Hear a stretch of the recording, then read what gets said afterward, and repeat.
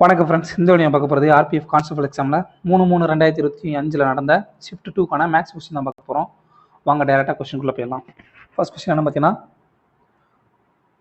ஒரு பைப் வந்து ஒரு டேங்க் வந்து 9 மணி நேரத்தில் நிரப்புது, இன்னொரு பைப் வந்து அந்த டேங்க் வந்து 27 மணி நேரத்தில் வந்து காலி பண்ணுது. அப்படின்னா ரெண்டு பைப் வந்து சேர்ந்து ஒரே நேரத்தில் வந்து திறந்துவிடப்படுச்சுன்னா அந்த டேங்க் வந்து எவ்வளோ நேரத்தில், அந்த டேங்குடைய 3/2 பங்கு வந்து எவ்வளோ நேரத்தில் நிரப்புன்றதான் கேள்வி.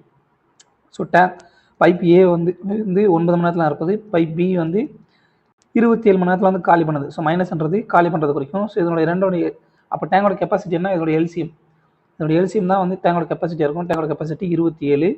ஸோ அப்படி பார்த்தீங்கன்னா டேங்க் ஏ வந்து ஒரு மணி நேரத்தில் எவ்வளோ வேலை பார்க்கும்போது பார்த்தீங்கன்னா மூணு பங்கு வேலை பார்க்கும். டேங்க் ஏல பைப் ஏ. பைப் பி வந்து ஒரு மணி நேரத்தில் வந்து ஒரு பங்கு தண்ணியை வந்து வெளியேற்றும். சரிங்களா, -1. ஸோ அப்போ ஏ ப்ளஸ் பி ரெண்டு பேரும் சேர்ந்து வந்து ஒரு மணி நேரத்தில் வந்து எவ்வளோ வந்து வேலை வைப்பாங்க பார்த்தீங்கன்னா எஃபிஷியன்சி 3 - 1 = 2 பங்கு வந்து அவங்க வந்து வேலை பார்த்து முடிப்பாங்க, டேங்க் பைப் ஏவும் பைப் பியும். அப்படின்னா நமக்கு வந்து என்ன கேட்குறாங்க, 2/3 வந்து இந்த டேங்கோடைய 2/3 பகுதியை வந்து எவ்வளோ நேரத்தில் வந்து இந்த ரெண்டு பைப்பு சேர்ந்து வந்து நிரப்ப சொல்லி கேட்குறாங்க. ஸோ கெப்பாசிட்டி, டேங்கோட கெப்பாசிட்டி என்ன, கெப்பாசிட்டி வந்து என்ன வரும் பார்த்தீங்கன்னா, இங்கே நமக்கு தேவையான கெப்பாசிட்டி 2/3 × 27. இது அடி கொடுத்தீங்க அப்படின்னா 18 யூனிட் வந்து டேங்கோட கெப்பாசிட்டி. ஸோ நமக்கு வந்து நம்பர் ஆஃப் ஹவர்ஸ், சரிங்களா, நம்பர் ஆஃப் ஹவர்ஸ் தான் தேவை. நம்பர் ஆஃப் ஹவர்ஸ் வந்து A + B = டோட்டல் ஒர்க் எவ்வளவு 18 அப்பான் அவங்களுடைய A + B யோட எஃபிஷியன்சி என்ன 2 = 9 ஹவர்ஸ் வந்து இந்த ரெண்டு பைப்பு சேர்ந்து வந்து அந்த டேங்கினுடைய 3/2 பங்கு வந்து நிரப்பியிருக்கும். அவ்வளோதாங்க. அடுத்த கொஸ்டின் பார்த்தீங்கன்னா சுருக்கு சொல்லி கேட்குறாங்க. ஸோ இதை சுருக்குனிங்க அப்படின்னா என்ன வரும், இது ரூட் அவுட் வெளியே எடுத்தீங்கன்னா 7 வரும். ஸோ 42 = 7 49. இதை ரூட் அவுட் வெளியே எடுத்தீங்க அப்படின்னா மறுபடியும் ஒரு 7 வரும். சரிங்களா. ஸோ 74 - 7 81. ஸோ இதை ரூட் அவுட் வெளியே எடுத்தீங்க அப்படின்னா 9ன்னு சொல்லி வரும். ஸோ 40 - 9 இதை ரூட் அவுட் வெளியே எடுத்தீங்கன்னா 7ன்னு சொல்லி வரும். சரிங்களா. 42 - 7 = 49. இதை ரூட் அவுட் வெளியே எடுத்தீங்க அப்படின்னா 7ன்றதான் ஆன்சர். அடுத்த question, the monthly income of 2 friends Vipul அப்புறம் விஜய், இவங்க ரெண்டு பேருடைய இன்கம், மந்த்லி இன்கமோட மதிப்பு வந்து ரேஷியோவில் கொடுத்துட்டாங்க. அவங்க வந்து ரெண்டு பேர் வந்து தனித்தனியாக வந்து 81,000 வந்து ஒவ்வொரு மாதம் வந்து சேமிக்கிறாங்கன்னு சொல்லி கொடுத்தாங்க. அவங்களுடைய மாத செலவுனுடைய மதிப்பு வந்து 2:4 சொல்லி இருக்குது. அப்படின்னா அவங்களுடைய மந்த்லி இன்கம் வந்து விபுலோடைய இன்கம் வந்து எவ்வளோ சொல்லி கேட்குறாங்க. சரிங்களா, இங்கே விபுல், இங்கே வந்து விஜய். இங்கே அவங்களோட இன்கம் என்ன, இன்கமோட ரேஷியோ என்ன 5:7. அடுத்ததா இது இங்கே எழுதணும், இந்த சைடில் எழுதுவோம்.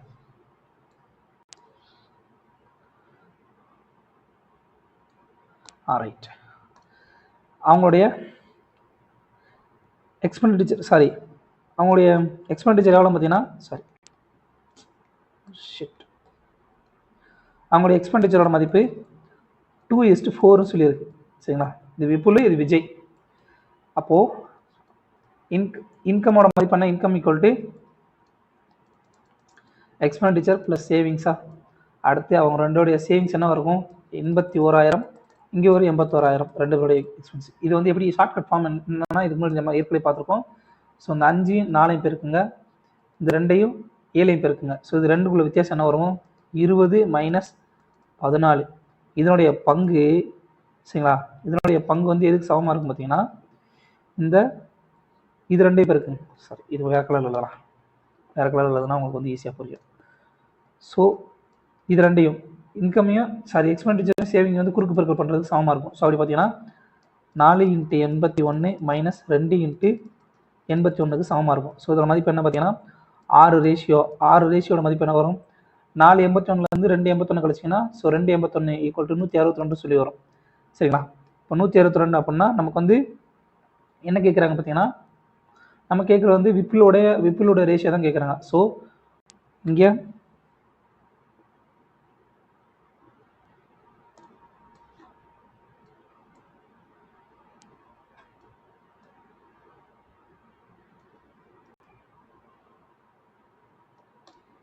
இங்கே ஒரு ரேஷியோட மதிப்பு என்ன வரும் பார்த்தீங்கன்னா, ஒரு ரேஷியோட மதிப்பு 162/6ன்னு சொல்லி வரும்.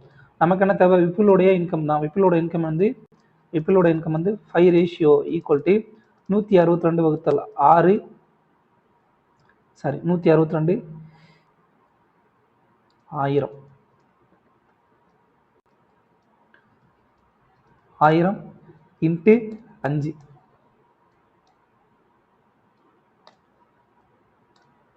இன்ட்டு 5 இதோட மதிப்பு என்ன வரும்னா 1,35,000 சொல்லி ஆன்சர் வரும்.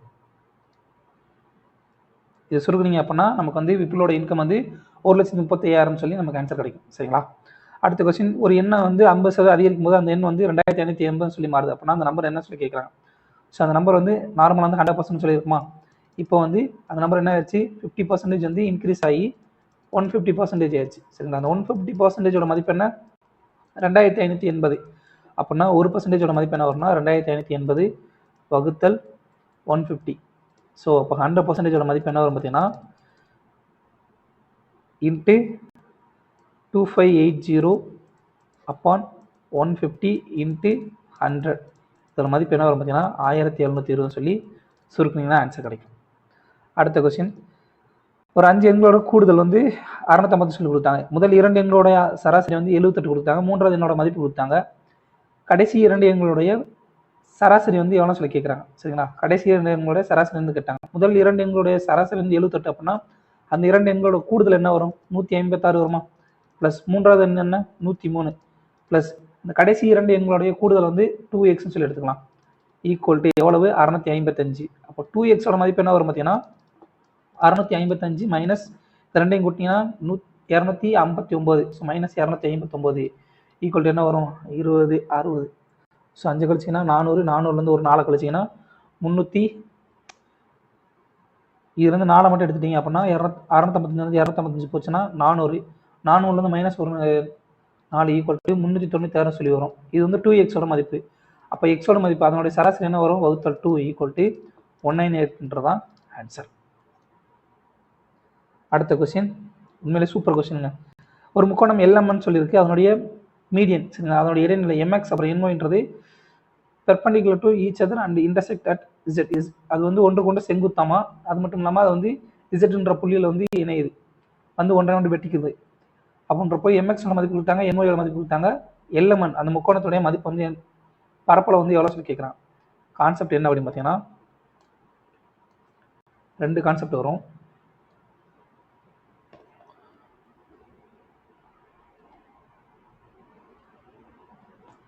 ஒரு முக்கோணம் இருக்கு சரிங்களா, ஒரு முக்கோணம், அந்த முக்கோணத்தினுடைய மீடியன்ஸ் இந்த மாதிரி சந்திச்சுக்குன்னு வச்சுக்கோங்களேன், வச்சுக்கோங்களேன். இதனுடைய இந்த சின்ன சின்ன சின்ன முக்கோணங்கள் இருக்கு இல்லையா, இந்த எல்லா முக்கோணங்களுடைய பரப்பளவும் சமமாக இருக்கும். இது ஒரு பரப்பு சமம், இது ஒரு கான்செப்ட் சரிங்களா. அதுக்கு அடுத்ததா இந்த 2 முக்கோணம் போட்டுங்க.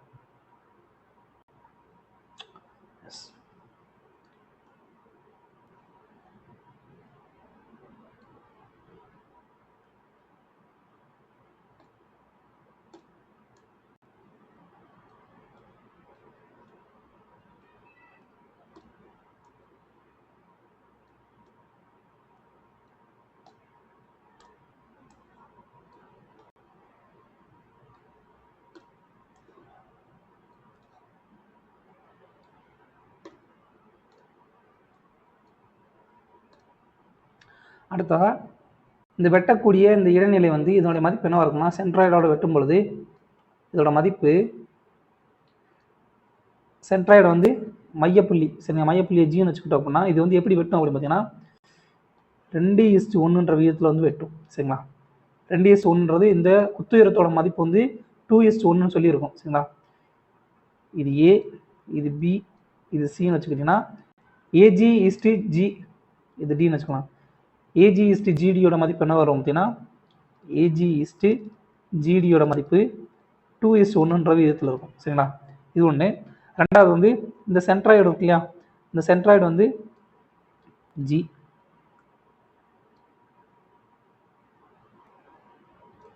இந்த 3 முக்கோணங்களுடைய பரப்பும் சமமாக இருக்கும் சரிங்களா. பரப்பு வந்து இங்கே வந்து சமமாக இருக்கும், அவ்வளோதாங்க, அவ்வளோதான் கான்செப்ட். அப்படின்னா இங்கே வந்து கணக்குப்படி நமக்கு கொடுக்கப்பட்ட முக்கோணம் சரிங்களா, கொடுக்கப்பட்ட முக்கோணத்தில் முழுசு அதுக்குள்ளே போட்டுற முடியுமான்னு தெரியலையே. இது எல்லாத்தையும் கொஞ்சம் சுருக்கிறோமா?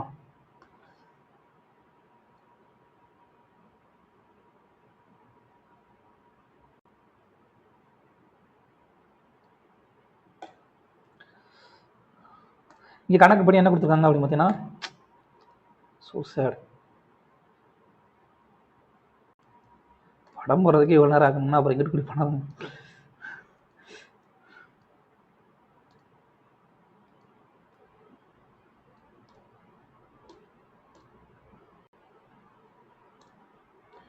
இங்கே LMN சொல்லி முக்கோணம் இருக்கு சரிங்களா? LMN. இப்போ MXோட மதிப்பு NY, இது ரெண்டும் வந்து மற்ற இரு பக்கங்களுக்கு வந்து மற்ற பக்கங்களுக்கு வந்து செங்குத்தாக இருக்கான். ஸோ இது வந்து MX. அதே நேரத்தில் NY சரிங்களா?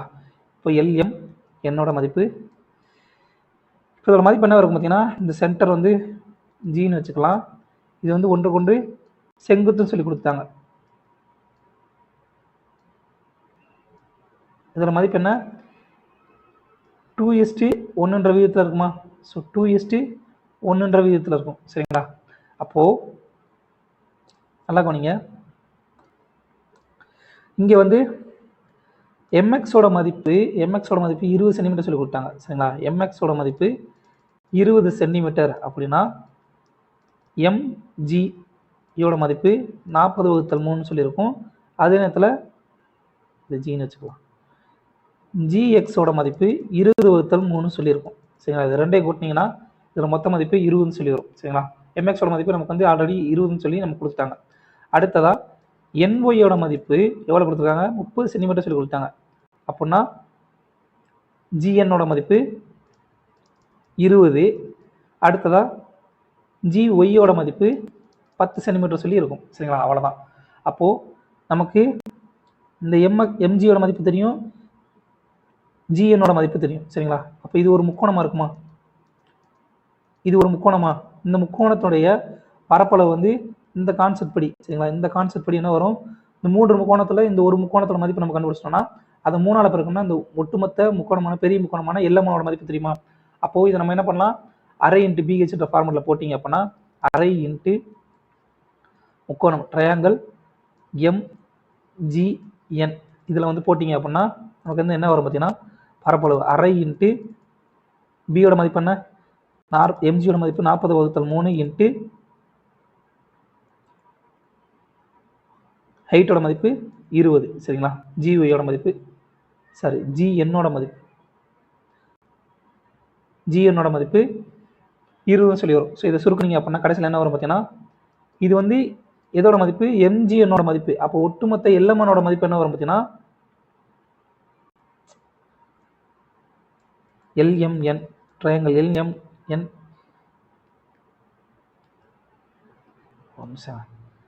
Triangle MGN into 3 equal to என்ன வரும்? ட்ரையாங்கிள் LMN வருமா? சரிங்களா? இதான் வந்து கான்செப்ட். அப்படி பார்த்தீங்கன்னா இதோட மதிப்பு இன்ட்டு 3 போட்டிங்க அப்படின்னா நமக்கு வந்து கிடைக்கிற ஆன்சரு 400 சொல்லி, இதை சுருக்குனீங்கன்னா 400 சொல்லி நமக்கு வந்து ஆன்சர் கிடைக்கும்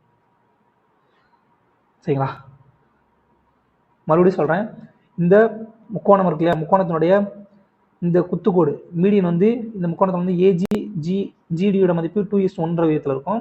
அது மட்டும் இல்லாமல் இந்த முக்கோணத்தினுடைய மையப்புள்ளியில் வெட்டக்கூடிய இந்த இடைநிலைகள் வந்து மீடியன் வந்து இந்த முக்கோணத்தை வந்து 3 சமபாகமாக பிரிக்கும் சரிங்களா?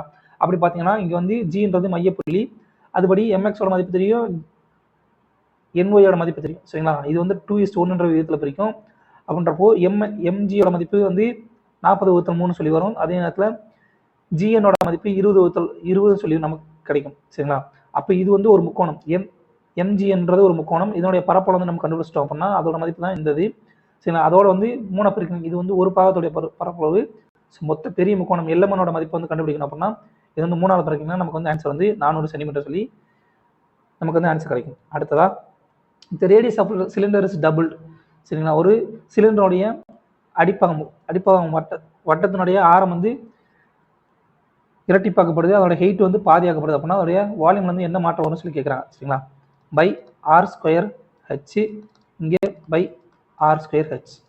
ஃபர்ஸ்ட் வந்து அதோடைய ரேடியஸ் வந்து அப்படியே இருக்குது சரிங்களா, r²h சொல்லி ஹைட் வந்து அப்படியே இருக்குது. இங்கே வந்து அதோட ரேடியஸ் வந்து என்ன ஆகுது, டபுள் ஆகுதா. ஸோ இங்கே ஈஸ்ட்டுங்க. ஸோ 2 × r² இன்ட்டு அதோட ஹைட் என்ன ஆகுது, பாதி ஆகுதா, ஹைட் அதோட உயரம் வந்து பாதி ஆகுதா, அவ்வளோதான். Pi r²h equal to pi into 4 × r² into H வகுத்தல் 2. ஸோ அடி எடுத்திங்கன்னா 2 வரும். ஸோ இது எல்லாத்தையும் அடி எடுத்துலாமா, அடி எடுத்துன கடைசியில் என்ன வரும்னா, இங்கே 1ன்னு இருந்த மதிப்பு இப்போ வந்து 2ன்னு சொல்லி மாறி இருக்கும். அப்போ எவ்வளோ கூடியிருக்கு டோட்டலாக பார்த்தீங்கன்னா, டோட்டலாக +1. ஸோ அப்படியே வந்து 1 கூடியிருக்கு. ஸோ 1 வகுத்தல் 1 × 100 ஈக்குவல் டு 100% வந்து அதனுடைய வால்யூம் வந்து இன்க்ரீஸ் ஆயிருக்கு. 1ன்றது அப்படியே டபுளாக இருக்கா அப்படின்றப்ப 100% வந்து வால்யூம் இன்க்ரீஸ் ஆயிருக்கு. அடுத்ததோட மதிப்பு என்ன சொல்லி கேட்குறாங்க, போர்டு மாஸ்டர் படி இந்த சின்ன ப்ராக்கெட்டுக்குள்ளே இருக்காது. 10 - 6 4, 2 × 4 8, 8லேருந்து 17 கழிச்சிங்கன்னா, சாரி 17லேருந்து 8 கழிச்சிங்க அப்படின்னா 11 வரும். ஸோ 2 × 11, 17லேருந்து 8 கழிச்சா 9 வரும் சரிங்களா. ஸோ 2 × 9 18ன்றது தான் ஆன்சர். அடுத்ததாக அதே மாதிரி தான் ஒரு உருளை இருக்குது, ஒரு சிலிண்டர் ஒரு உருளை இருக்குது. அதனுடைய அடிப்பாகத்தினுடைய ஆரத்தினுடைய மதிப்பு 27% வந்து குறையுது. அதனுடைய ஹெயிட் வந்து 237% வந்து இன்க்ரீஸ் ஆகுது அப்படின்னா அதனுடைய பர்சன்டேஜ் வந்து எவ்வளோ சொல்லி கேட்குறாங்க, எவ்வளோ இன்க்ரீஸ் ஆகுதுன்னு சொல்லி கேட்குறாங்க. அதே சேம் கான்செப்ட் தான். பை r² h1 இங்கே வந்து by r² h2².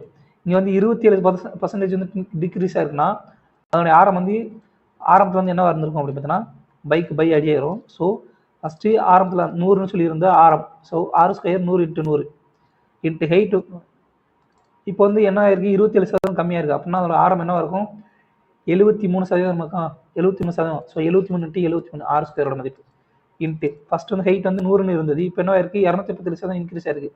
So 337. So இதை சுருக்குனீங்க அப்படின்னா என்ன வரும், 1 லட்சம் வருமா, 246. எஸ். இதை சுருக்குனீங்க அப்படின்னா என்ன வரும் பார்த்தீங்கன்னா 1,79,000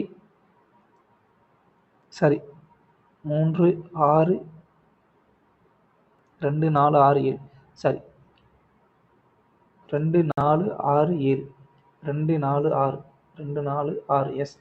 10 லட்சம் இருந்த மதிப்பு 17,95,873 சொல்லி மாறும் சரிங்களா. அப்போ எவ்வளோ இன்க்ரீஸ் ஆகிருக்கு பார்த்தீங்கன்னா 7,95,873 கூடி இருக்கு. ஸோ எதுலேருந்து கூடி இருக்கு பார்த்தீங்கன்னா 10 லட்சத்துலேருந்து கூடி இருக்கு.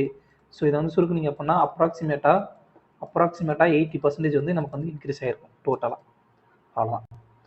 அடுத்து பாப்புலேஷன் வந்து ஒரு டவுனுடைய பாப்புலேஷன் வந்து 14% வந்து இன்க்ரீஸ் ஆகுது ஒவ்வொரு வருஷமும் சரிங்களா. இப்போ பிகினிங்கில் வந்து 18,750 சொல்லி இருந்த மக்கள் தொகை வந்து at the end of the next year, அதாவது அடுத்த வருஷத்தோட முடிவில் வந்து எவ்வளோ சொல்லி மாறும்னு சொல்லி கேட்குறாங்க. ஸோ 16% பின்ன வடிவம் என்ன, 4/25.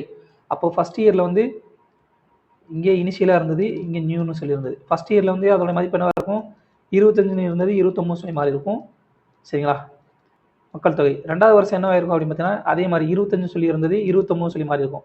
ஸோ இதை பெருக்குனீங்க அப்படின்னா என்ன வரும், 25² 625, 29² 841. ஸோ 625ன்றது ஆரம்பத்தில் இருந்த மக்கள் தொகையோட மதிப்பு. இதோட மதிப்பு என்ன பார்த்தீங்கன்னா 18,750. ஸோ இதை பெருக்குனீங்கன்னா என்ன வரும் பார்த்தீங்கன்னா 30ன்னு சொல்லி வரும். ஸோ 30ஆல் பெருக்கிங்கன்னா 18,750. அதே சேம் தான்.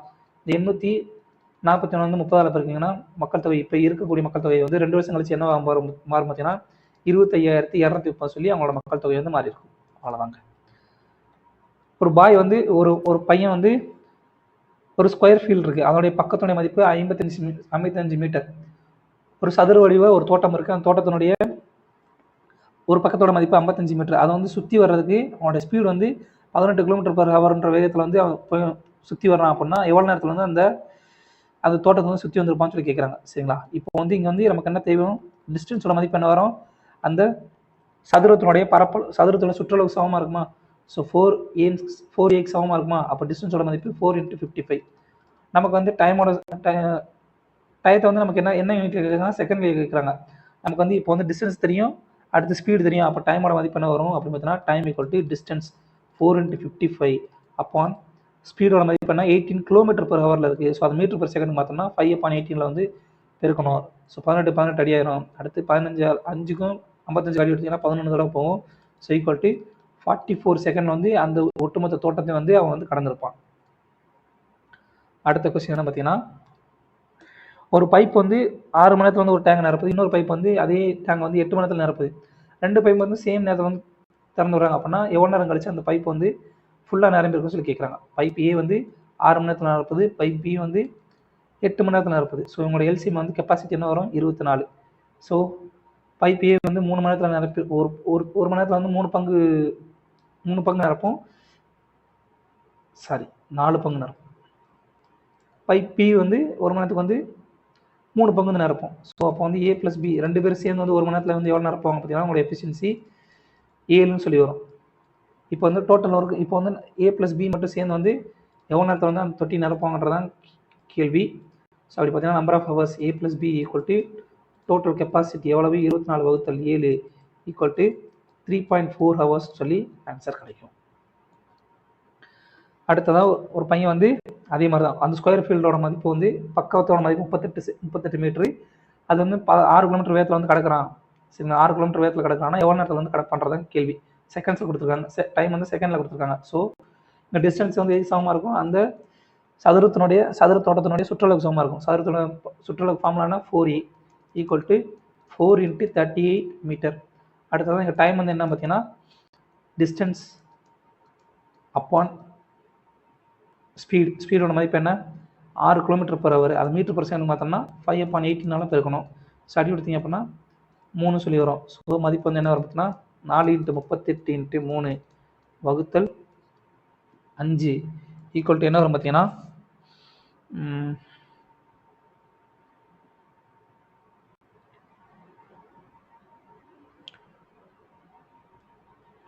406 வருமா? எஸ் 12 380 ஒரு 76 கூட்டினீங்கன்னா 12. ஸோ 10 கூட்டல் 2ன்னு எடுத்துக்கலாம். அப்போ 380 கூட்டல் ஒரு 76 476/5 ஈக்குவல் டு 456/5 ஈக்குவல் டு 91.2 கிலோமீட்டர்னு சொல்லி 91.2 செகண்ட்ஸில் வந்து அந்த ஸ்கொயர் ஃபீல்டில் வந்து கடந்திருப்போம். அடுத்து 5 எண்களுடைய கூடுதல் வந்து கொடுத்துட்டாங்க. அதில் வந்து முதல் 2 எண்களோட சராசரி கொடுத்துட்டாங்க, 3வது எண்ணோட மதிப்பு கொடுத்தாங்க, 2 எண்களுடைய கடைசி 2 எண்களுடைய ஆவரேஜ் வந்து கேட்குறாங்க. சரிங்களா, ஃபஸ்ட்டு 2 எண்களோட கூடுதல் வந்து எவ்வளோ இருக்கும், ஆவரேஜ் வந்து 75னா கூடுதல் வந்து என்ன இருக்கும் 150 சொல்லியிருக்கும். 3வது எண் வந்து 128. மீதி இருக்கக்கூடிய 2 எண்களோட கூடுதல் வந்து 2xன்னு சொல்லி எடுத்துக்கலாம். அப்போ இதோட மொத்த மதிப்பு வந்து 655 சமமாக இருக்கும். அப்போ 2xோட மதிப்பு என்ன வரும் 655 மைனஸ் 278க்கு சமமாக இருக்கும். ஈக்குவல் டு 15னா 7 வந்திருக்கும். சரிங்களா, அடுத்து 64 இங்கே 27 27 போச்சுன்னா 14 64 14 37 வருமா?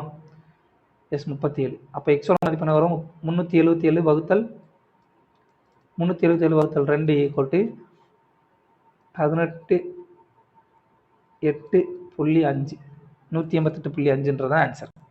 ஸோ இதை வந்து ஃப்ராக்ஷனில் கன்வெர்ட் பண்ண சொல்லி கொடுத்துருக்காங்கப்பா.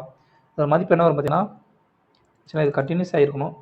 ஸோ எத்தனை ஸ்தானம் வந்து ரிப்பீட் ஆகிட்டே போகுது 2 ஸ்தானம் ரிப்பீட் ஆகிட்டே போகுது. ஸோ இது 0.36 பார் சொல்லி எடுக்கலாமா? அப்படி எடுத்தோம்னா என்ன வரும் பார்த்தீங்கன்னா இந்த 36 அப்படியே எழுதிக்கிட்டு அதுக்கு கீழே வகுத்தல் வந்து புள்ளிக்கு அப்புறம் எத்தனை நம்பர் வந்து ரிப்பீட் ஆகுது 36 2 ஸ்தானம் வந்து ரிப்பீட் ஆகுது. அந்த நம்பர் அப்படியே எழுதிக்கோங்க. எழுதினதுக்கப்புறம் இந்த பார் கீழே எத்தனை நம்பர் இருக்கோ அத்தனை 9 வந்து கீழே போட்டுருங்க. இதான் வந்து இதனுடைய பின்ன வடிவம். So 36/99 answer. அடுத்து சைஃபா வந்து calculator this loss percentage as 14 + 2/7% on cost price. Saifa வந்து அவங்களுடைய நட்ட சதவீதம் வந்து எவ்வளோனா 14 கூட்டல் 2/7% அடக்க விலையில். அப்படின்னா செல்லிங் ப்ரைஸ்க்கும் காஸ்ட் ப்ரைஸ்க்கும் உள்ள விகிதம் வந்து என்ன சொல்லி கேட்குறாங்க. இதோட மதிப்பு பின்ன வடிவத்தில் என்ன வரும் பார்த்தீங்கன்னா 1/7. இந்த 7ன்றது என்ன காஸ்ட் ப்ரைஸ். அடிமானத்தில் இருக்கிறது என்றைக்குமே காஸ்ட் ப்ரைஸ், மேலே இருக்கிறது என்ன லாஸ். அப்போது எஸ்பியோட மதிப்பு என்ன சிபி மைனஸ் லாஸா. அப்போது சிபியோட மதிப்பு என்ன இங்கே 7 - 1 = 6. அப்போது எஸ்பிக்கும் சிபிக்கும் உள்ள விகிதம் என்ன எஸ்பியோட மதிப்பு 6, சிபியோட மதிப்பு 7. ஸோ 6:7ன்றதான் ஆன்சர். என்ன கொடுக்குறான், செல்லிங் ப்ரைஸுக்கும் காஸ்ட் ப்ரைஸுக்குள்ள விகிதம் தான் கேட்டிருக்கான். ஸோ 6:7. முதல் 120 ஒற்றை இலக்க எண்களினுடைய சராசரி வந்து என்ன கேட்குறாங்க. ஸோ இதோட மதிப்பு நமக்கு தெரியும் already. Average of n natural numbers. First natural numbers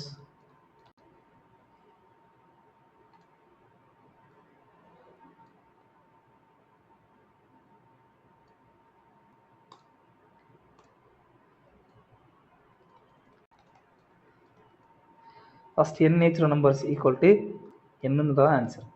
so answer வந்து 120 தான் கரெக்ட். முதல் எண் ஒற்றைப்படை எண்களுடைய சராசரியோட மதிப்பு என்ன, அந்த எண்ணு தான் சரிங்களா. அந்த எண்ணோட மதிப்பு தான் 120. அடுத்து ஒரு புக்கினுடைய குறித்த விலை வந்து 2400 கொடுத்தாங்க. அந்த புக்கு வந்து அந்த புக் செல்லர் வந்து 15% டிஸ்கவுண்ட் கொடுக்கும்போதுல அவருக்கு வந்து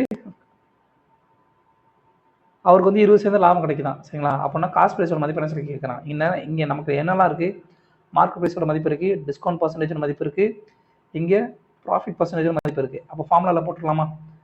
நமக்கு என்ன கேட்குறாங்க, காஸ்ட் ப்ரைஸோட மதிப்பு தான் கேட்குறாங்க. So CP upon MP equal to 100 minus discount percentage upon 100 plus profit percentage. இப்போ மதிப்பில் போட்டிங்கன்னா காஸ்ட் ப்ரைஸ். ஸோ இது வந்து ஃபார்முலாங்க, கட்டத்தில் போட்டு வைக்கலாம்.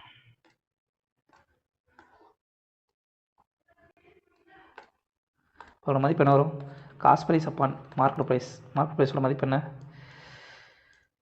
Sorry 2400 equal to 100 minus 8 sorry discount percentage 15 அப்பான் ப்ராஃபிட் பர்சன்டேஜ் எவ்வளவு 100 ப்ளஸ் 20 ஈக்குவல் டு சிபி 85 120 அப்பான் 2400. இது அடி கொடுத்தீங்க அப்படின்னா 120, 2 தடவை போகுமா 20.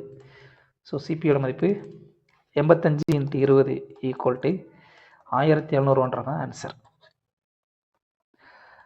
அடுத்து ஒரு கனசெவகம் இருக்குது. கனசெவகத்தினுடைய நீள அகலம் உயரத்தோட மதிப்பு கொடுத்தாங்க. அதுலேருந்து ஒரு 5 சென்டிமீட்டர் அளவு உள்ள ஒரு கன சதுரத்தை வந்து வெட்டி எடுக்கிறாங்க. அப்படின்னா ரிமைனிங் பகுதியோட அந்த கியூபாய்டு அந்த கனசெவகத்துடைய மீதி உள்ள பகுதியோட பரப்பளவு எவ்வளோ சொல்லி கேட்குறாங்க. ஸோ ரெண்டு கான்செப்ட் என்ன பார்த்தீங்கன்னா, கியூபாய்டு கன செவ்வகத்தினுடைய வால்யூமுக்கு வந்து ஃபார்முலா என்ன பார்த்தீங்கன்னா L × B × H. அதே நேரத்தில் கனசதுரம் கியூபினுடைய வால்யூமுக்கு என்ன ஃபார்முலா பார்த்தீங்கன்னா A கியூப். அந்த பக்கத்தினுடைய கன அளவுக்கு வந்து சமமாக இருக்கும். அப்படி பார்த்தீங்கன்னா இது ரெண்டு ஃபார்முலா. அப்போனா கியூபோட நமக்கு என்ன தேவை, ரிமைனிங் வால்யூம் தான் தேவை. ரிமைனிங் வால்யூம் வந்து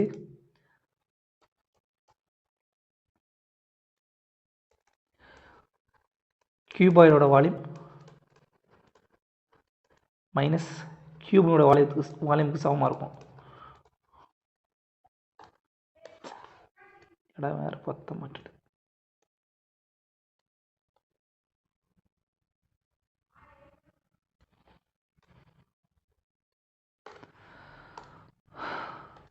கியூபாய்டோட வால்யூம் என்ன 10 × 5 × 8 மைனஸ் கியூபோட வால்யூம் என்ன 5 கியூப்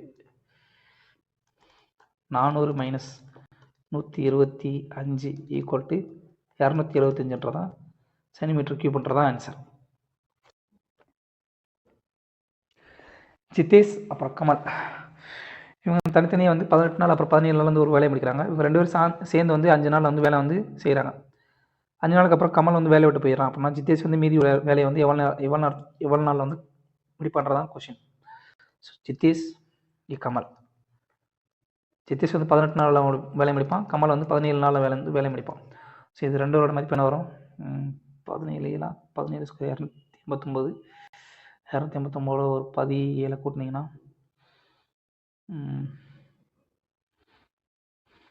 90 306. ஸோ அவங்க ஒரு மணி நேரத்தில் அவங்க செய்யக்கூடிய வேலை வந்து மதிப்பு என்ன வரும் 17 18 சொல்லி வரும். ஸோ ஜித்தேஷும் கமலும் சேர்ந்து ஒரு மணி நேரத்தில் வந்து எவ்வளோ வேலை வைப்பாங்க பார்த்தீங்கன்னா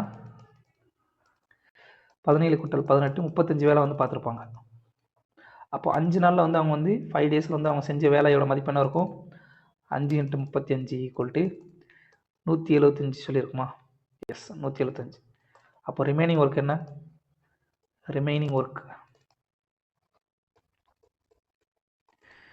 306 - 175 = 131. ரிமைனிங் ஒர்க் வந்து 131. அப்படின்னா இந்த வேலையை வந்து இப்போ யார் செஞ்சு முடிக்கிறான்னா ஜித்தேஷ் தான் செஞ்சு முடிக்கிறான். ஸோ நம்பர் ஆஃப் டேஸ் யார்? Jitesh equal to remaining work 131 வகுத்தல் அவனோட எஃபிஷியன்சி 17. இது என்ன பண்ணியிருக்காங்க பார்த்தீங்கன்னா மேலே கீழே வந்து 18ஆல் பெருக்கியிருக்காங்க. ஈக்குவல் டு 2358/306 சொல்லி ஆன்சர் கிடைக்கும். அடுத்த கொஸ்டின், ஒய்யோட மதிப்பு என்ன சொல்லி கேட்குறாங்க. ஸோ இது வந்து விகிதத்தில் இருக்கா? ஸோ ஒய் இன்ட்டு ஒய்யோட மதிப்பு என்ன வரும்? 180 × 125 சொல்லி வரும். அப்போ ஒய் ஸ்கொயரோட மதிப்பு இது சுருக்குனீங்கன்னா என்ன வரும்? 36 × 5 × 5 × 5 × 5 ஈக்குவல் டு ரூட்டை விட்டு வெளியே எடுத்தீங்கன்னா சாரி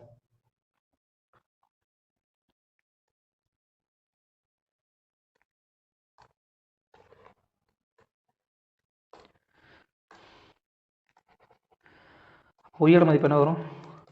√36 5 × 5 × 5 × 5 ஈக்குவல் டு 6 × 5 × 5 6 30 150 தான் ஆன்சர். ஒய்யோட மதிப்பு 150. ஒரு மனிதன் வந்து பைசைக்கிள் வந்து ட்ராவல் பண்ணுறான், மணிக்கு 93 கிலோமீட்டர் வேகத்தில்.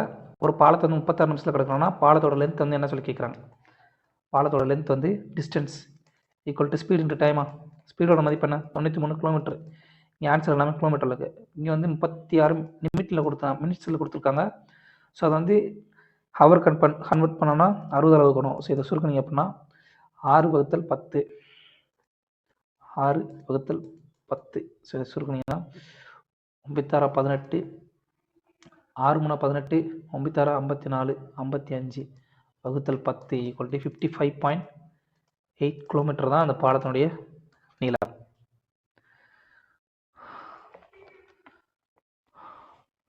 ஒரு சம் வந்து 10% தனி வட்டியில் வந்து வட்டி கொடுக்கும்போது 2 வருஷத்தில் வந்து அதை வந்து மொத்தமாக வந்து 4050 ரூபா சொல்லி அமௌண்ட்டாக மாறுதான். சரிங்களா? ஸோ பிரின்சிபலோட மதிப்பு கொடுத்தாங்க, அமௌண்ட்டோட மதிப்பு கொடுத்தாங்க. இப்போ அப்படின்னா ஒரு வருஷத்துக்கு அதனுடைய வட்டி வந்து எவ்வளோ சொல்லி கேட்குறாங்க? சேம் இன்ட்ரெஸ்ட் ரேட்டில் அதனுடைய வட்டி வந்து சேம் சம்முக்கு வந்து எவ்வளோ சொல்லி கேட்குறாங்க? இப்போ 2 வருஷத்துக்கு வந்து பிரின்சிபல் வந்து 100%. அப்போ 2 வருஷத்துக்கான வட்டி என்ன இருக்கும்? முதல் வருஷம் ஒரு 10%, ரெண்டாவது வருஷம் ஒரு 10% ஈக்குவல் டு 20% வந்து இன்ட்ரெஸ்ட்டாக இருக்கும். அப்போ அமௌண்ட்டோட மதிப்பு என்ன வரும்? 120% வருமா? எஸ். இந்த 120% மதிப்பு எவ்வளோவா?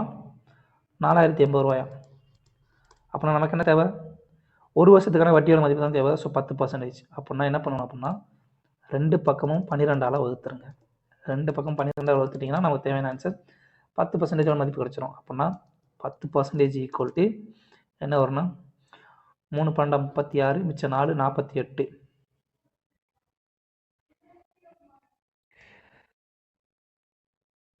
48 4 12 48 அடுத்து ஒரு 0. ஸோ 10% மதிப்பு 340. அதுதான் ஒரு வருஷத்துக்கான வட்டியோட மதிப்பு. அடுத்ததாக காம்பவுண்ட் இன்ட்ரெஸ்ட்டோட மதிப்பு கேட்குறாங்க. காம்பவுண்ட் இன்ட்ரெஸ்ட் கூட்டு வட்டியோட மதிப்பு கேட்குறாங்க. அசல் வந்து 20,000, வட்டி விகிதம் வந்து 20%. 1.5 வருஷத்துக்கு கூட்டு வட்டி கேட்குறாங்க. ஆனால் கூட்டு வட்டி வந்து ஹாஃப் இயர்லி அரையாண்டுக்கு கணக்கிட்டுருக்காங்க. அப்படின்னா அரையாண்டு நம்ம என்ன பண்ணணும் அப்படின்னா நம்ம ஒரிஜினல் ரேட் ஆஃப் இன்ட்ரெஸ்ட் இல்லையா, ஒரிஜினல் ரேட் ஆஃப் இன்ட்ரெஸ்ட்டை 2ஆல் வகுக்கணும். அதே நேரத்தில் டைம் வந்து என்ன பண்ணணும்? ஒரிஜினல் டயத்தை வந்து 2ஆல் பெருக்கணும். அப்படி பார்த்தீங்கன்னா இங்கே ரேட் ஆஃப் இன்ட்ரெஸ்ட் என்ன வரும்? 20% வகுத்தல் 2 ஈக்குவல் டு 10%ன்றது நம்ம கண்டுபிடிக்க வேண்டிய வட்டியோட விகிதம். அடுத்து டைம் வந்து என்ன வரும்? 1.5 வருஷம். ஸோ 1.5 × 2 ஈக்குவல் டு 3 இயர்ஸ்ன்றது ஆன்சர். 3 இயர்ஸ்க்கான வட்டி விகிதம் அளவு 10% அரையாண்டு கணக்கிடும்போது. சரிங்களா? அப்படின்னா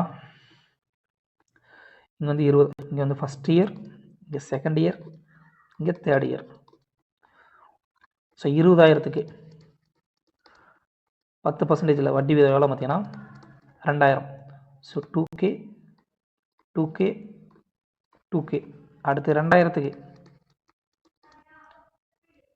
10% மதிப்பு என்ன வரும் பார்த்தீங்கன்னா 200 ரூபாய் வரும். சரிங்களா? 200 ரூபாயா? எஸ், 200 200. அடுத்து ஒரு 200. அடுத்து 200ல் 10% சதவீதம் எவ்வளோ வரும் பார்த்தீங்கன்னா 20 ரூபா வரும். ஸோ 20. அதாவது முதல்ல இந்த கிடைக்கக்கூடிய நார்மலாக இருக்கக்கூடிய இந்த அசலுக்கான வட்டி 2,000 முதல் வருஷம், 2 வருஷம் அதே 2,000 இந்த வட்டி பிரின்சிபலுக்கான வட்டி 2,000, 3 வருஷம் இதே அசலுக்கான வட்டி இந்த அசலுக்கான வட்டி 2,000. இப்போது 2வது வருஷம் வந்து என்ன வரும் பார்த்தீங்கன்னா முதல் வருஷம் கிடச்சிருந்த வட்டியும் அசலாக வந்து நிற்கும். ஸோ இதுக்கான வட்டி வந்து 200 ரூபா. அடுத்ததாக 3வது வருஷம் இந்த முதல் வருஷம் கிடைச்ச வட்டிக்கான வட்டி 200 ரூபா, 2வது வருஷம் கிடைச்ச இந்த 2,000த்துக்கான வட்டி 200 ரூபா. அடுத்ததாக 2வது வருஷம் கிடைச்ச இந்த 200 ரூபாய்க்கான வட்டி 20 ரூபா. ஸோ இது எல்லாத்தையும் கூட்டினீங்க அப்படின்னா எவ்வளோ வரும்? 6,620 ரூபா சொல்லி நமக்கு ஆன்சர் வந்து கிடைக்கும். 3 வருஷத்துக்கான வட்டி அரையாண்டு வட்டியில் 1.5 வருஷத்துக்கு 20% மதிப்பு 6,620 சொல்லி ஆன்சர் கிடைக்கும். 8 எண்களுடைய கூடுதல் வந்து 654 கொடுத்தாங்க. அதோட ஆவரேஜ் வந்து கேட்குறாங்க. So average equal to total value upon number of items equal to என்ன வரும்? 8 8 64, மிச்சம் 44 வரும். 6 8 48, 5 8 40 ப்ளஸ் 0.5 தான் ஆன்சர். 85.5 தான் ஆன்சர். அடுத்ததாக 5 எண்களுடைய கூடுதல் கொடுத்தாங்க. முதல் 2 எண்களுடைய ஆவரேஜ் 3,000 கொடுத்துட்டாங்க. கடைசி 2 எண்களுடைய சராசரி எவ்வளோ சொல்லி கேட்குறான். ஸோ முதல் 2 எண்களுடைய கூடுதல் என்ன இருக்கும்? 75னா 102 கூட்டல் 106 கூட்டல் கடைசி 2 எண்களுடைய கூடுதல் 2x வச்சுக்கலாம். 655 சமமாக இருக்கும். ஸோ 2x மதிப்பு என்ன வரும்? 655 மைனஸ் 208 ஈக்குவல் டு இங்கே 47, 447 447 எங்கேயோ டப் பண்ணுற மாதிரி இருக்கு. 75னா 152ங்க, சாரிங்க, 152. ஸோ 152னா 258, 258னா 655லேருந்து ஒரு 255 கழிச்சிங்கன்னா 400, 400லேருந்து மறுபடியும் இங்கே ஒரு -3 இருக்குது. -3 கழிச்சிங்கன்னா 397. அப்போ எக்ஸோட மதிப்பு என்ன வரும்? 2x மதிப்பு 397னா எக்ஸோட மதிப்பு 397/2 ஈக்குவல் டு 198.5 தான் ஆன்சர். ஒரு ரேஸ் நடக்குது. அந்த ரேஸில் வந்து ஒரு அத்லட் வந்து 312 மீட்டர் வந்து 104 செகண்டில் ஃபர்ஸ்ட் தடவை வந்து கடக்கிறார். சரிங்களா? 2வது தடவை வந்து அதே சேம் லென்த்தை வந்து 52 செகண்டில் வந்து கடக்கிறார். அப்படின்னா ஆவரேஜ் ஸ்பீடு வந்து என்ன கேட்குறாங்க? நல்லா கவனிங்க. நமக்கு வந்து என்னென்ன இருக்குது? டிஸ்டன்ஸ் இருக்குது, டைம் தான் இருக்குது. இங்கேயும் டிஸ்டன்ஸ் கொடுத்தாங்க, இங்கே டைம் கொடுத்தாங்க. நமக்கு ஸ்பீடு முதல்ல கண்டுபிடிக்கணும். ஸோ 2 ஸ்பீடு கண்டுபிடிச்சிட்டிங்க அப்படின்னா அடுத்த ஆவரேஜ் ஸ்பீடை வந்து கண்டுபிடிச்சலாம். ஸோ ஸ்பீடு 1 வந்து என்ன இருக்கும்? Distance 1 upon time 1. டிஸ்டன்ஸ் 1 என்ன? 312 வகுத்தல் டைம் என்ன? 104 ஈக்குவல் டு 3 மீட்டர்/செகண்ட் தான் ஸ்பீடு 1ஓட மதிப்பு. ஸ்பீடு 2ஓட மதிப்பு என்ன வரும்? Distance 2 upon time 2. டிஸ்டன்ஸ் வந்து சேம் லென்த் கொடுத்தாங்க. அப்போ 312 தான் 2வது டிஸ்டன்ஸ் வகுத்தல் டைம் என்ன? 52 செகண்ட். ஸோ 52 ஈக்குவல் டு 6 மீட்டர்/செகண்ட் தான் 2வது ஸ்பீடுடைய மதிப்பு. ஸோ இங்கே நல்லா கவனிங்க. இங்கே வந்து டிஸ்டன்ஸ் வந்து நமக்கு வந்து கான்ஸ்டன்ட். டிஸ்டன்ஸ் வந்து கான்ஸ்டண்ட்டாக இருக்கா, நிலையாக இருக்கா? ஸோ அப்படின்னா ஆவரேஜ் ஸ்பீடோட மதிப்பு என்ன வரும்? ஆவரேஜ் ஸ்பீடோட மதிப்பு 2xy அப்பான் x + y. இந்த ஃபார்முலாவில் போட்டிங்கன்னா 2 × 3 × 6 வகுத்தல் 9 சுருக்குனீங்கன்னா 4 மீட்டர்/செகண்ட் சொல்லி ஆன்சர் கிடைக்கும். 7 பெல் இருக்குது. அந்த பெல் வந்து 2 3 4 6 8 9 12 சொல்லி தனித்தனி இடைவெளியில் வந்து தனித்தனியாக வந்து ரிங் ஆகுது. இப்போது அந்த எல்லா பெல்லும் சேர்ந்து 7 10க்கு வந்து ரிங் ஆகிருக்கு. அப்படின்னா அடுத்து வந்து அந்த எல்லா பெல்லும் சேர்ந்து வந்து எப்போ வந்து சைமல்டேனியஸாக வந்து ரிங் ஆகும்னு சொல்லி கேட்குறாங்க. ஃபஸ்ட்டு என்ன பண்ணணும்? இந்த கணக்கில் எல்சிஎம் 2 3 4 6 8 9 12 எல்சிஎம் என்ன வரும் பார்த்தீங்கன்னா 72 மினிட்னு சொல்லி வரும். இந்த 72 மினிட் நம்ம எப்படி எழுதலாம்? 1 ஹவர். சரிங்களா? 60 மினிட்ன்றது 1 ஹவரா? ஸோ 1 ஹவர் 12 மினிட்ஸ் சொல்லி எழுதலாம். அப்படின்னு பார்த்தீங்கன்னா 7 10ஓட கூட்டினீங்க 7 மணி 10 நிமிஷம் ஃபஸ்ட் அடித்தது. அடுத்து 1 ஹவர் 12 மினிட்ஸ் வந்து கூடி ஸோ 8 hour 22 minutes வந்து அந்த எல்லா பில்லும் வந்து மறுபடியும் வந்து சேர்ந்தாப்பில் அடிச்சிருக்கும். சரிங்களா? ஸோ இதனுடைய எல்சிஎம் வந்து கண்டுபிடிச்சிங்க அப்படின்னா முடிஞ்சு. அருண் வந்து 4700 4,75,000 வந்து ஒரு கார் வாங்குறான். அதை வந்து 80,000 கொடுத்து ரிப்பேர் பண்ணுறான். அப்படின்னா அவனுடைய அடக்க விலை என்ன இருக்கும் பார்த்தீங்கன்னா, இந்த வாங்கி விலை 4,75,000 கூட்டல் இந்த 80,000 ஒரு மதிப்பு என்ன இருக்கும்? 5,55,000 சொல்லி அதோடைய மதிப்பு இருக்கும், அந்த காரோடைய மதிப்பு. இப்போ வந்து அந்த கார் வந்து 5,85,000 வந்து விற்கிறான் அப்படின்னா அவனுடைய கெயின் பர்சன்டேஜ் என்ன வரும்? ஸோ ப்ராஃபிட் வந்து என்ன வரும் பார்த்தீங்கன்னா, விற்பனை விலை கழித்தல் அடக்க விலை. சரிங்களா? SP minus CP equal to 5,85,000 minus 5,55,000 equal to 30,000 அவனுடைய ப்ராஃபிட். சரிங்களா?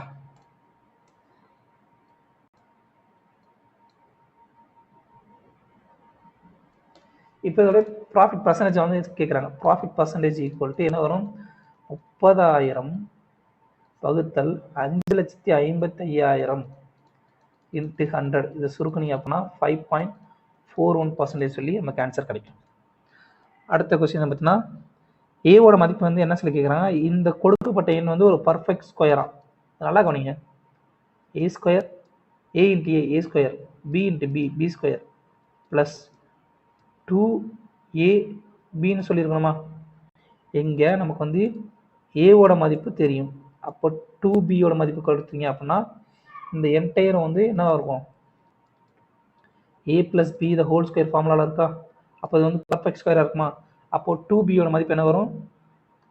2bயோட மதிப்பு 2 இன்ட்டு 0.04 ஈக்குவல் டு 0.08தான் ஏவோட மதிப்பு. அவ்வளோதாங்க. 85 255 அதனுடைய லீஸ்ட் காமன் மல்டிபிள் வந்து 85r + 255 சொல்லி எழுதப்படுது. அப்படின்னா ஆரோட மதிப்பு என்ன சொல்லிக்கலாம்? ஃபஸ்ட்டு 85க்கும் 255க்கு எல்சிஎம் என்ன பார்த்தீங்கன்னா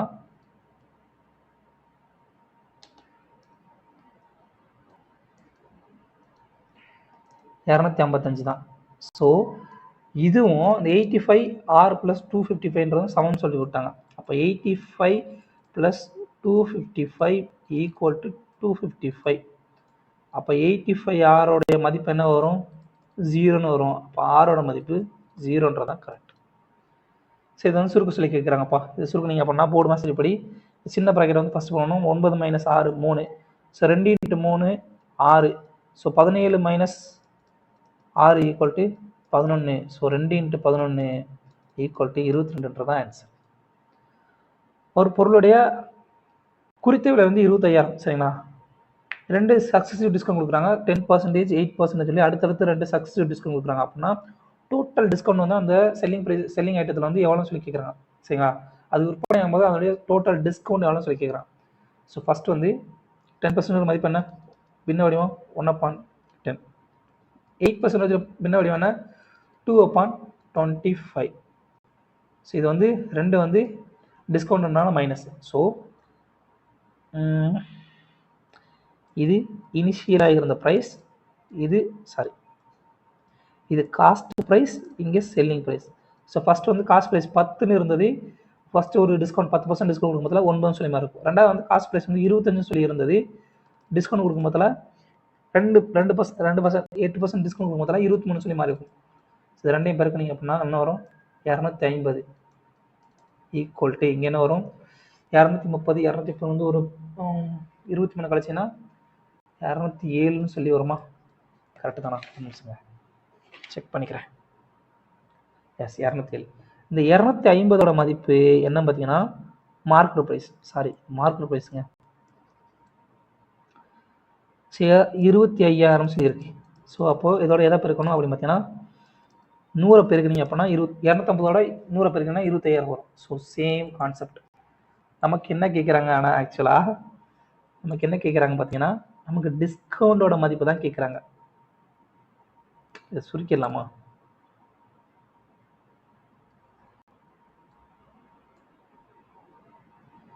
எங்கிட்ட கூடி சுருக்க ஏற்கனவே இது சுருங்கி போய் தான் கிடக்கு.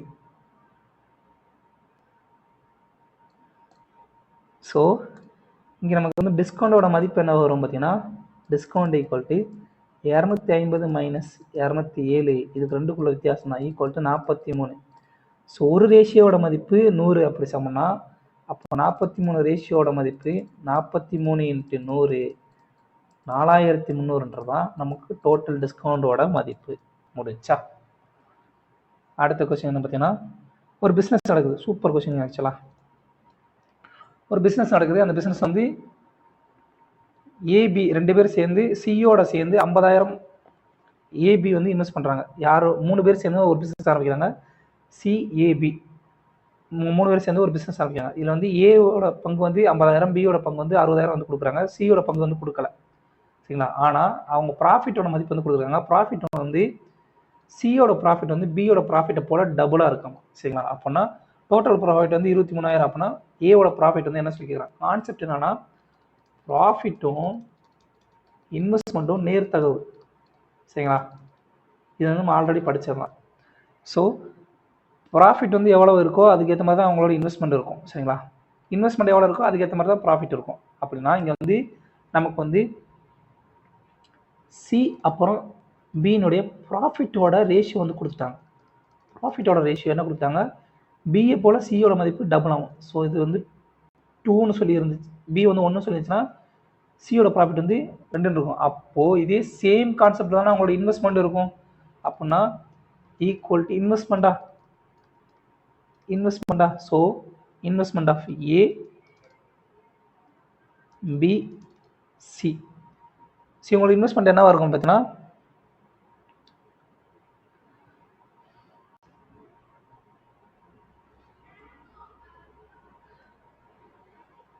ஏபியோட இன்வெஸ்ட்மெண்ட் என்ன? இவனோட ஏவோட இன்வெஸ்ட்மெண்ட் 50,000, பியோட இன்வெஸ்ட்மெண்ட் 60,000. சரிங்களா? அப்போ சியோட இன்வெஸ்ட்மெண்ட் என்னவா இருக்கும்? பியோட இன்வெஸ்ட்மெண்ட் 60,000 அப்படின்னா சியோட இன்வெஸ்ட்மெண்ட் என்னவா இருக்கும்? 1,20,000 இருக்குமா? அவ்வளோதாங்க, 1,20,000. ஸோ இது எல்லாத்தையும் சுருக்குனீங்க அப்படின்னா 4 0 வந்து சுருக்குனீங்க அப்படின்னா 4 0 அடிச்சிட்டிங்கன்னா 5:6:12 சொல்லியிருக்கும். இதுதான் உங்களுடைய இன்வெஸ்ட்மெண்ட்டோட ரேஷியோ. அப்போ இதே சேம் ரேஷியோ தான் ப்ராஃபிட்டுக்கு இருக்கும். அப்போ ப்ராஃபிட் ரேஷியோட மதிப்பு என்ன வரும் பார்த்தீங்கன்னா, profit ratio equal to 5 + 6 + 12 ratio equal to 23,000க்கு சமமாக இருக்கும். அப்போ ஒரு ரேஷியோட மதிப்பு 1000. அப்படின்னா நமக்கு வந்து என்ன கேட்குறாங்க பார்த்தீங்கன்னா, ஏவோட ப்ராஃபிட் வந்து எவ்வளோன்னு சொல்லி கேட்குறான். ஏவோட ப்ராஃபிட் எவ்வளவு? 5%. ஸோ 5R மதிப்பு என்ன வரும் பார்த்தீங்கன்னா 5000 சொல்லி நமக்கு ஆன்சர் கிடைக்கும். ஸோ ப்ராஃபிட்டோட மதிப்பு ரேஷியோ தெரியும் நமக்கு வந்து, இன்வெஸ்ட்மெண்ட்டோட ப்ராஃபிட்டோட ரேஷியோ தான் தெரியும். ஆனால் இன்வெஸ்ட்மெண்ட்டோட மதிப்பு தெரியும் நமக்கு வந்து. சரிங்களா? அப்படின்னா ப்ராஃபிட்டோட ரேஷியோவும் இன்வெஸ்ட்மெண்ட்டோட மதிப்பு ஒப்பிட்டீங்க அப்படின்னா, ஸோ நமக்கு வந்து பியோட மதிப்பு 60,000 இன்வெஸ்ட்மெண்ட் அப்படின்னா சியோட இன்வெஸ்ட்மெண்ட் எவ்வளோ இருக்கும்? 1,20,000. ஸோ இதை சுருக்குனீங்க அப்படின்னா 5:6:12 சொல்லி அவங்களோட இன்வெஸ்ட்மெண்ட்டோட ரேஷியோ இருக்கும். இன்வெஸ்ட்மெண்ட் ரேஷியோவும் ப்ராஃபிட் ரேஷியோவும் சமம். அப்படின்னா 23 ரேஷியோ வந்து 23,000க்கு வந்து சமமாக இருக்கும் ப்ராஃபிட்டில். அப்போ ஒரு ரேஷியோட மதிப்பு 1000. அப்படின்னா நமக்கு என்ன தேவை? ஏவோட ப்ராஃபிட் தான் தேவை. ஏவோட ப்ராஃபிட் 5 ரேஷியோ இருக்கும். 5 ரேஷியோ ஈக்குவல் டு 5000 ஆன்சர். கொடுக்கப்பட்ட எண்களில் 11 வகுப்படக்கூடிய எண் எதுன்னு சொல்லி கேட்குறாங்க. 11 வகுப்படைய எண்ணுக்கு ஃபார்முலா என்ன பார்த்தீங்கன்னா, அதனுடைய ஒற்றை இலக்கத்தில் இருக்கக்கூடிய எண்கள் அப்புறம் இரட்டை இலக்கத்தில் இருக்கக்கூடிய எண்களுடைய கூடுதல் வந்து இதர் 0வாக இருக்கணும் அல்லது 11 வகுப்படக்கூடிய எண்ணாக இருக்கணும். அப்போ இங்கே பார்த்தீங்கன்னா 7 - 7 = 0ன்னு சொல்லியிருக்கு. அப்போ ஆன்சர் வந்து 5621 எண் மட்டும்தான் 11 வகுப்படக்கூடிய எண். ஸோ அவ்வளோதான் ஃப்ரெண்ட்ஸ். தேங்க்யூ.